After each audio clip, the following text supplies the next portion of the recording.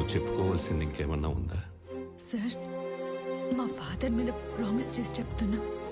ఇంటర్వ్యూకి వెళ్ళిన రోజే అదోలా చూశాడు. లేదు, 3-4 టైమ్స్ ప్రైవేట్ గా కలవమని ఫోర్స్ చేశాడు. చీకొట్టానని కోపం పెంచుకొని న్యూడ్ గా ఫోటోస్ తీయించి మరి భయపెట్టాలనుకున్నాడు. అయ్యో లేదు లేదు సార్.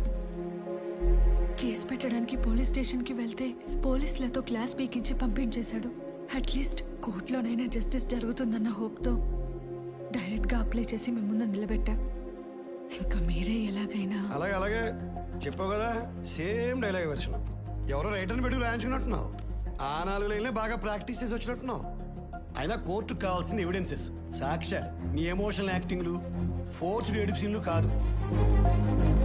యువర్ ఆనర్, ఈ అమూల్య తన టాలెంట్ మొత్తం ప్రదర్శించి ఏం ఎక్స్పెక్ట్ చేస్తుందో మీకు ఆల్రెడీ ప్రూవ్ చేశాను. ఇలాంటి తప్పులు వేరే అమ్మాయి చేయకుండా సరైన తీర్పిచ్చి ఈవిడికి బుద్ధి చెప్పాలని కోర్టు వారిని కోరి ప్రార్థిస్తున్నాను. That's all your honour.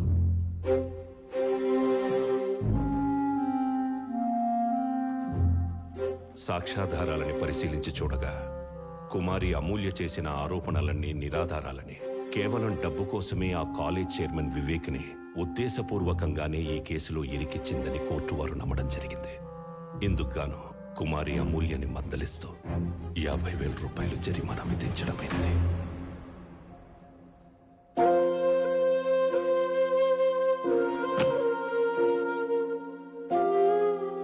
Court dismissed.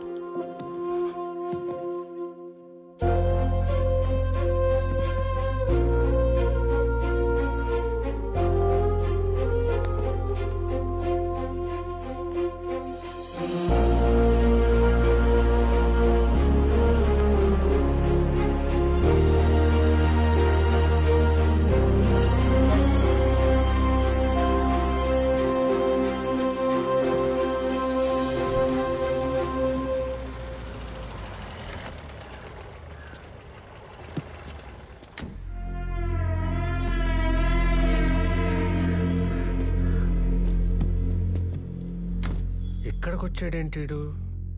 జడ్జిగా చెయ్యలేని న్యాయం మనిషిగా చేద్దామని వచ్చాను. కేఎల్ ఇంజనీరింగ్ కాలేజీలో అసిస్టెంట్ లెక్చరర్గా మాట్లాడా. రేపే జాయిన్ అవ్వచ్చు. అక్కర్లేదు సార్, నాకు కావాల్సిన న్యాయం కోర్టులో చేయాలి, కానీ ఇలా 4 గోడల మధ్య కాదు. అద్దం ముందు బట్టలు మార్చుకోవడానికి ఇబ్బంది పడే ఆడపిల్లని నేకడిగా సొసైటీ ముందు నిలబెట్టేశారు. చిన్న జస్టిస్ కోసం తెగించి కోర్టు మెట్లు ఎక్కిన పాపానికి మళ్ళీ లేగలేనంత లోతుకి తోసేశారు. అది కాదమ్మా. సార్, మీరు నిజంగా నాకు హెల్ప్ చేద్దామని వచ్చుంటే ఇంకెప్పుడు కోర్టుకు వెళ్ళకండి. ఆ బ్లాక్ కోట్ తీసేయండి. Sir, you are unfit for this judicial system.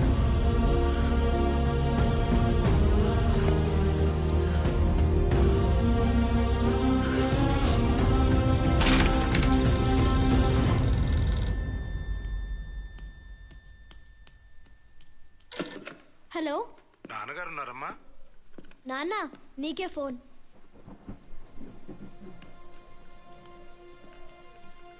Hello sir, నేను ఎస్ఐ శివరావుని.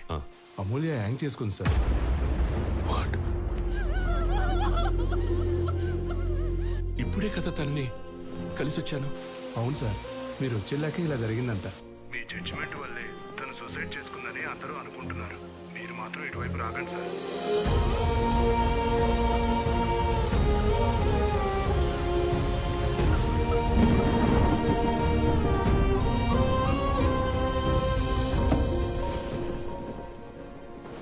రెసిగ్నేషనా? ఇదేంటండి ఇలా? ఎంతో కష్టపడి చదువుకొని పైకొచ్చి ఏం చేశా? జడ్జి అనే పదానికి, ఆ ధర్మాసనం మీద కూర్చున్న నాకు, జనమిచ్చే గౌరవానికి, నేనిచ్చే తీర్పుకి సంబంధం లేనప్పుడు ఇక నేనెందుకు అక్కడ ఉండాలి? జైల్లో ఉండాల్సిన వాడు గెస్ట్ హౌస్లో ఉన్నాడు. కాలేజీలో ఉండాల్సిన అమ్మాయి శవమై వేలాడుతోంది. ఒక ఆడపిల్లకి న్యాయం చేయలేని బ్లాక్ కోటు ఉంటే ఎంత, పోతే ఎంత? ఈ వ్యవస్థని మార్చగలిగే శక్తి లేనప్పుడు వ్యక్తిత్వాన్ని చంపుకొని బతకూడదు. కోర్టులో గెలిపించలేని అమూల్యనే కనీసం తన ఆఖరి కోరికనైనా తీర్చి గెలిపిస్తా.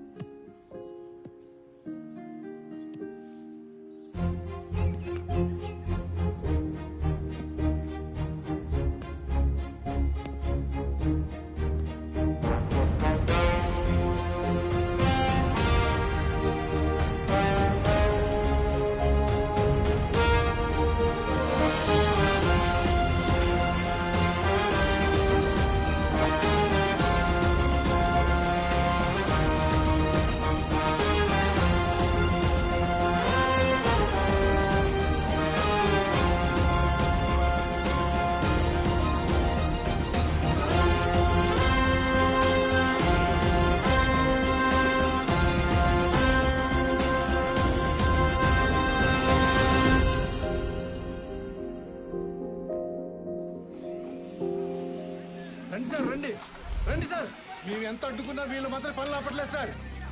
ఆపడే, ఆపు, చెప్తున్నా ఆపండి, చెప్తున్నా అర్థం కాలేదు నీకు, ఆపు. ఈ మైథిలి కన్స్ట్రక్షన్ చేసే మోసాలు అన్ని నీకు కాదు సార్. మా 200 ఎకరాలు దళిత భూములు అక్రమంగా ఆక్రమించుకొని మాకు వేరే సరైన నెంబర్లు చూపించి మమ్మల్ని మోసం చేస్తున్నారు సార్. ఎదురు తిరిగి మాట్లాడే వాళ్ళకి నరక చూపిస్తున్నారు సార్.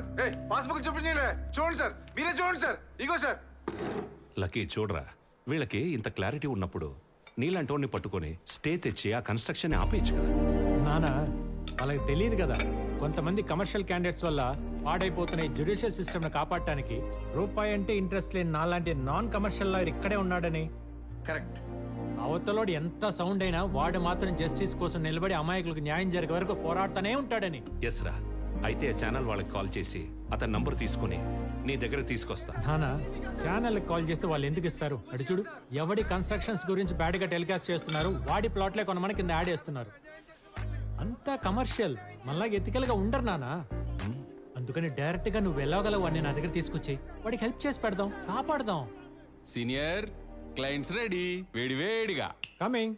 ఇప్పుడే వస్తాను. అలా ఎలా తీసుకురావాలో ఆలోచించు.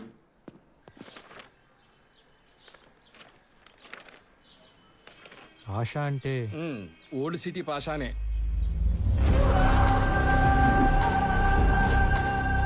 లిటికేషన్ ప్రాపర్టీ కదా, తక్కువ రేటుకి వస్తుంది కొందాం అనుకుంటే అక్కడికి వచ్చి తగలంటారు. పెద్ద మనుషులను తీసుకెళ్లి కూర్చోబెట్టి ఇది తప్పు రాబాబు అని చెప్పడానికి చూస్తే వాళ్ళ మొహాల మీద ఉమ్మేసి తల పగలగొట్టి అల్లరల్లరి చేసి ఇంకెవడొచ్చినా కదలని పొజిషన్ లో సెటిల్ అయిపోయారు.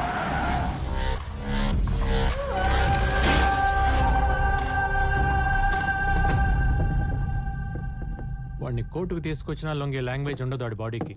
Out of the court settle చేయాల్సిందే. అదే అవ్వలేదు అంటున్నాం సార్. వెళ్ళింది లాయర్ లక్కీ కాదు కదా. వాడిని తక్కువ అంచనా వేస్తున్నారు. ఓహో, ఇక్కడ మిమ్మల్ని మీరు ఎక్కువ అంచనా వేసుకుంటున్నారో మాకు అర్థం కావట్లేదు. మాకు మాత్రం మ్యాటర్ సెటిల్ అవ్వాలి. నేను మళ్ళీ ప్రశాంతంగా నా సైట్ లో పోసుకోవాలి ఒంటేలు.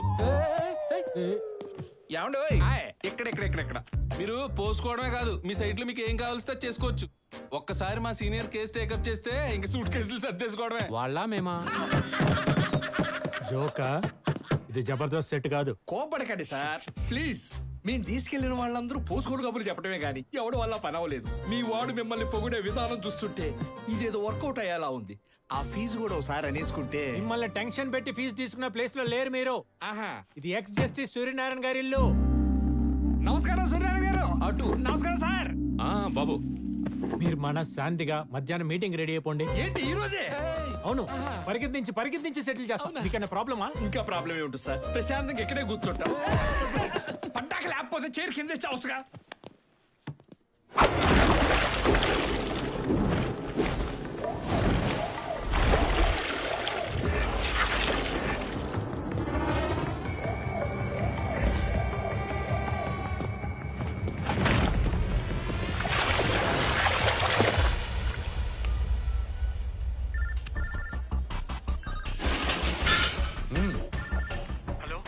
నేను లాయర్ లక్కీని మాట్లాడుతున్నా. బజ్జీ నమస్తే బ్రో. నేను ఓల్డ్ సిటీ పాషాకు ఆపోనెంట్ గా కేసు ఒప్పుకున్నా అని చెప్పేసి నన్ను మర్డర్ చేయడానికి 1, 2, 3, 4 15 మంది వచ్చారు సార్. దోలకి దుకాణం పెడితే అరక్కి కారం పెట్టిందంట. మరి కేసు ఎందుకు ఒప్పుకున్నా? సార్ ఒప్పేసుకున్నాను కదా, వచ్చి కాపాడండి సార్. ఈ కేసు గురించి ఇన్ఫర్మేషన్ ఇచ్చిందే ఆడు. తుమారకు మారనే బాధ ఆతాది. పాషా గారు, ఇది కరెక్ట్ కాదు కదా. కరెక్ట్ కాదు. ఒక లాయర్ని గిట్ల నిలబెట్టి వాదించుడు తప్పే కదా, శిక్ష పడాలి.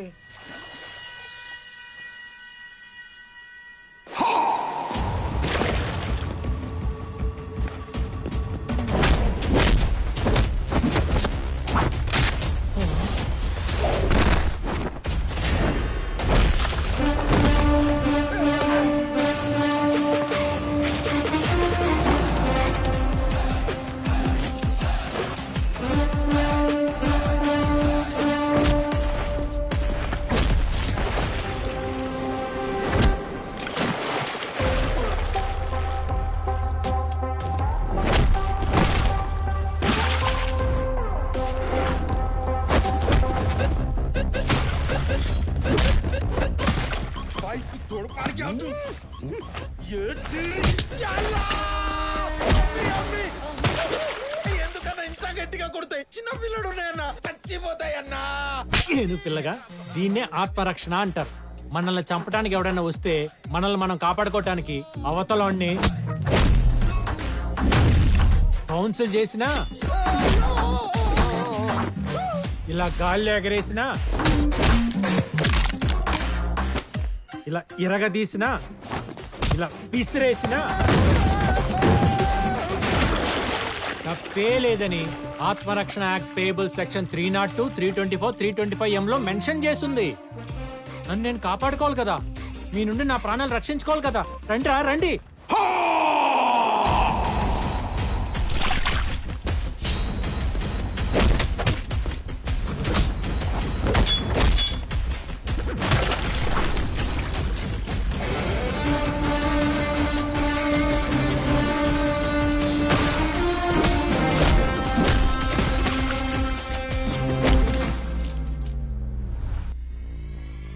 चल भाग रे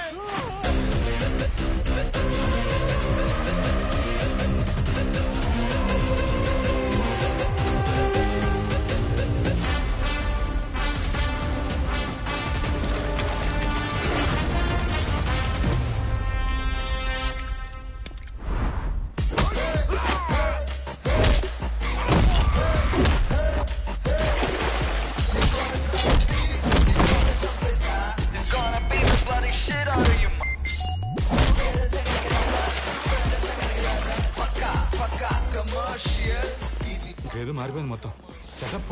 సార్ నన్ను కాపాడండి సార్, నన్ను రక్షించండి సార్. ఏంటయ్యా చూస్తున్నా నువ్వే వాళ్ళు బాధ చేసినట్టుంది. నాకు తెలుసు మీరు ఇలా అంటారని, అందుకే సేఫ్ గా విట్నెస్ వీడియో కూడా తీయించా చూడండి. ఎస్ సార్, అంతా రికార్డెడ్ గా ఉంది. అంతేకాదు నువ్వే నన్ను చంపడానికి ఇన్ఫర్మేషన్ ఇచ్చావంటగా, అది రికార్డ్ చేశా. రే బజ్జీ, ఎత్రీగా నిన్నే యాడ్ చేయాల్సి ఉంటుందేమో. అమ్మని అమ్మ అది కాదు కానీ న్యూమరాలజీ ప్రకారం ఆ నెంబర్ మనకు వర్కౌట్ కాదు. కూర్చొని క్లోజ్ చేసుకో. అయితే ఇంకెందుకు లేటు పదా. ఓకే ఇదిగో సైన్ చేసేయండి. ఇక్కడ ఇక్కడ ఇక్కడ. రే ఏనుగు, అందరికి చాక్లెట్లు ఇచ్చారా? ఏకే అబ్బాయి సాబ్ చేతిలో చాక్లెట్ పెట్టి మొత్తం మ్యాటర్ సెటిల్ చేస్తాను. అయితే నోట్లో పెట్టాలి చాక్లెట్. అది కాదు సాబ్, పేపర్ జిరాక్స్ లకి, షెడ్లకి, ఫర్నిచర్ కి, పెట్రోల్ కి, సరుకులకి. రే నీ పద్దులు పుస్తకాలు ఎంతో 10 అయిందా? 1000 అన్నా? లక్షలు రా. ఇస్తారా? ఇప్పిస్తా. నేను ఒక మ్యాటర్ సెటిల్ చేస్తే బోత్ ది పార్టీస్ హ్యాపీగా నవ్వుతూ ఇంటికి వెళ్ళాలి, తన్నులు తిన్నా కూడా. హలో, నీకే రూపాయి ఫీజు ఇవ్వట్లేదంటే ఈ కర్రోడికి డిప్పగడికి 10 ఇప్పిస్తాలే అంటారేంటి? ఇంత కరెక్ట్ గా వచ్చేసేటేంటి? అమ్మ నా కన్నింగ్ క్లయింట్, ఇదా నీ వ్యాపారం? వెల్డింగ్ చేసుకునేవాడువా? ఈ డార్క్ సర్కిల్స్ కవర్ చేసుకోవడం కోసం ఈ క్లాసులు పెట్టుకొని తిరుగుతున్నావా? సరే అయితే వాళ్ళకో 25, నాకో ఫార్చునర్ గిఫ్ట్ ఇచ్చే. 10 పాతి కావటం ఏంటి? అసలు ఏమి లేనోడికి ఫార్చునర్ ఇవ్వటం ఏంటి? అంత పెద్ద సైట్ సెటిల్ చేసి నేను ఆ పాత బండిలో తిరుగుతుంటే నువ్వు మటుకి చూస్తూ ఊరుకోగలవా? రేపు పొద్దునే వద్దన్నా నా ఇంటి ముందు కొత్త వైట్ లెజెండర్ పెట్టావు. అమ్మో ఫీజు ఎందుకు వద్దన్నావు ఇప్పుడు నాకు అర్థమైంది. చెప్తాను. ఎవరికి చెప్తావు? మీ నాన్నకి. ఏమని చెప్తావు? కిరాణా కొట్టుకు చింతపండు కొనడానికి వచ్చిన కూర్చోబెట్టి మా వాడు అట్టంటోడు ఎట్టంటోడు బుద్ధుడు అని గుద్ది చెప్తున్నాడు. కాదండి, పక్కా కమర్షియల్ కన్నింగ్ లాయర్, ఆయన కళ్ళు తెరిచేలా చెప్తా. ఆయనకి తెరుచుకునే లోపు నిన్ను మూసేస్తా. ఎలా మూసేస్తారు చెప్తా. ఒకసారి గన్నిటి ఇవ్వండి. సార్ లోడేడా? ఫుల్లీ. పెట్టుకో. ఎందుకండి? నీకు అలవాటే కదా. నిప్పు రవ్వలు పడకుండా. నా క్లయింట్ పాషాని సెటిల్మెంట్ కని పిలిచి పానిక్ అటాక్ చేసి పాయింట్ బ్లాంక్ లో గన్ పెట్టి సైన్ చేయించుకున్నందుకు attempt to murder section IPC 307, 506, arms act 24 కింద నిన్న బొక్కలో దోసి. అసలు నిన్ను. ఆగు, నీ మనసులో మాట నేను చెప్తా. చెప్పండి, ఏమనుకుంటున్నానో చెప్పండి. ఎలాంటోడైతే ఈ సొసైటీలో ఉండకూడదని మీ నాన్న అనుకుంటున్నాడు, అలాంటోడు ఆయన ఇంట్లోనే ఒకడు ఉన్నాడని ఆశ్చర్యపోయేలా ఉన్నా నువ్వేనా? కరెక్ట్. క్రిమినల్ లాయర్ అంటే క్రిమినల్స్ కి లాయర్ అని కొత్త మీనింగ్ వచ్చేలా యాటిట్యూడ్ లో మార్చిన నువ్వు క్రిమినల్ లాయర్ వేనా? ఇది కరెక్టే. కాదు, క్రిమినల్ మెంటాలిటీ ఉన్న లాయర్. పొల్లు పోకుండా మనసులో ఉన్నది మొత్తం చెప్పారు. కానీ ఇంకోటి అనుకున్నా, మీకు తెలియలే. చెప్పు. మీరు కేసు ఒప్పుకునే ముందు ఫీజు వద్దు రమ్మంటారు. పని అయ్యాక వాడిని వంగ పెట్టి ఆపు నీ బాడీ లాంగ్వేజ్. ఇంతకు మించి అసభ్యంగా ప్రవర్తించావనుకో అండర్ సెక్షన్ 504 ప్రకారం ఇంకో 3 ఏళ్ళు.